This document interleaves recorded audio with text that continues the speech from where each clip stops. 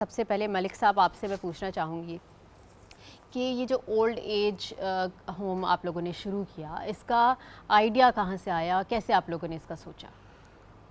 دیکھیں، old age home کو ہمارے ٹرسٹ نے پہلے تو ڈسکرچ کیا بہت، اچھا۔ لیکن کچھ مجبوریاں، کچھ ایسے لوگ جب ہمارے پاس آئے کہ واقعی وہ مجبور ہیں۔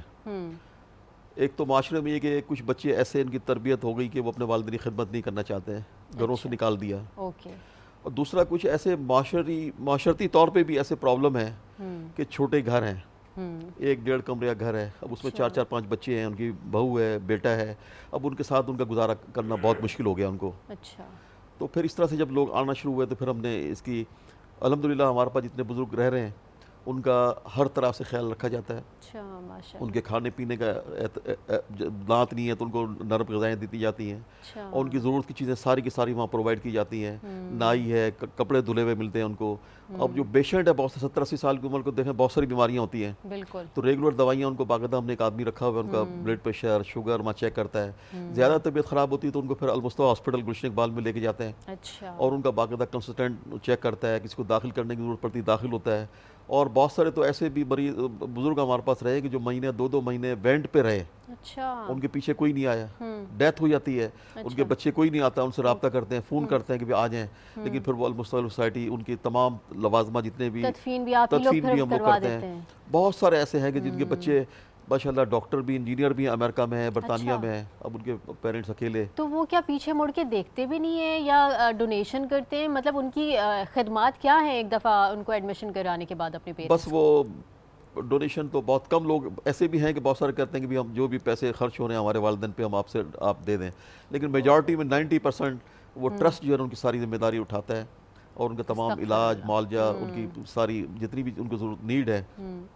بہت سارے لوگ ایسے بھی ہیں درجنوں ہمارے پاس جو بیڈ پہ ہیں، تو ان کی جتنی بھی اور اولڈ ایج میں تو یہ ہو جاتا ہے نا، بیڈ ریڈن ہو جاتے ہیں، اور ایک اٹینڈنٹ کی ضرورت ہوتی ہے کہ واش روم بھی اگر جانا ہے تو کسی کا سہارا لے کے جانا پڑتا ہے۔ وہ ایسے بھی ہے کہ بہت سارے جو واش روم تک نہیں جا سکتے، وہ بیڈ پہ ہے، لیکن الحمدللہ ان کے لیے ہم نے تمام انتظامات کیے ہوئے ہیں الحمدللہ۔ ماشاءاللہ، اللہ تعالیٰ آپ کو بہت اجر دے، بہت اچھا کام کر رہے ہیں آپ۔ ہم یہ سوچتے ہیں کہ ہماری سوسائٹی میں یہ کلچر نہیں ہے اولڈ ایج ہوم بھیجنے کا، اور یہ وہ، اور یہ ویسٹرن کلچر ہے، لیکن اب بھی ہماری سوسائٹی میں اس طرح کا کلچر ہے اور لوگ اس طرح سے ڈال رہے ہیں۔ اور صرف ایک اولڈ ایج ہوم نہیں ہے، میں تو دیکھ رہی ہوں اب تو بہت سارے لوگوں نے اولڈ ایج ہوم بنا لیے ہیں، اور اس میں تعداد بڑھتی چلی جا رہی ہے۔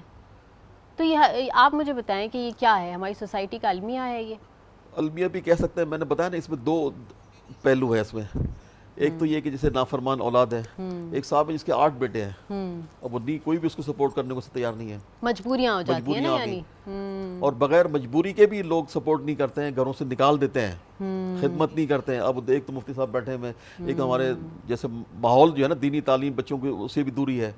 دوسری یہ کہ معاشرتی طور پہ پرابلمس ہیں، تو وہ الحمدللہ المصطفیٰ ٹرسٹ کی خدمات، وہی نا کہ ہونے تو نہیں چاہیے، لیکن اب چونکہ مجبوری بن گیا ہے ہمارے معاشرے میں، تو اب پھر ضرورت بھی ہے نا۔ جی اسی لحاظ سے پھر ہم اس کی خدمت کے طور پہ کہ ہم اپنے جیسے ان کو یہ سمجھتے ہیں کہ ہمارے والدین کی جگہ ہیں، مائیں جو ہے ہماری ماؤں کی جگہ ہیں، کہ ان کی خدمت کر کے ہمیں ہمارے ڈونر کو بڑی خوشی ہوتی ہے۔ اور آپ دیکھیں کہ جیسے ہمارے آرفنس ہیں، الحمدللہ پورے مہینے بھر جو ہے نا، وہ روزانہ کوئی نہ کوئی کہتا ہے کہ میری طرف سے ڈنر کروانے بچوں کو، اور اس میں بہترین قسم کا وہ باربیکیو انتظام کرتے ہیں، کبھی آئس کریم پارٹی کرتے ہیں، مینگو کا سیزن ہوتا ہے مینگو کرتے ہیں، اب سردیاں جیسی تھی اس میں سوپ پلا رہے ہیں، وہاں پر دیسی انڈے اس کے کر رہے ہیں، یعنی انڈیویجول بھی لوگ ہیں جو فلاحی کاموں میں اپنا ہاتھ بچوں کی برتھ ڈے وہاں سیلیبریٹ کرتے ہیں ان بچوں کے ساتھ آ کے۔ کتنی خوبصورت بات ہے یہ، تو یہ ایک خوشی ہوتی ہے، اور جب ان بچوں کے ساتھ ٹائم گزارتے ہیں، اسپینڈ کرتے ہیں، ان سے ملتے ہیں، تو آپ ایسا لگتا ہے کہ آپ نے دنیا بھر کی ساری نعمتیں اللہ نے آپ کے جھولی میں ڈال دی۔ مطلب بالکل، بے شک، اور اس سے بڑا ثواب کا کام اور کیا ہوگا؟ یتیم بچوں کی کفالت اور ان کی ذمہ داری لینے کے لیے تو ہمارے نبی پاک نے بھی کتنا فورس کیا ہے، اللہ تعالیٰ نے بھی کتنا حکم دیا ہے۔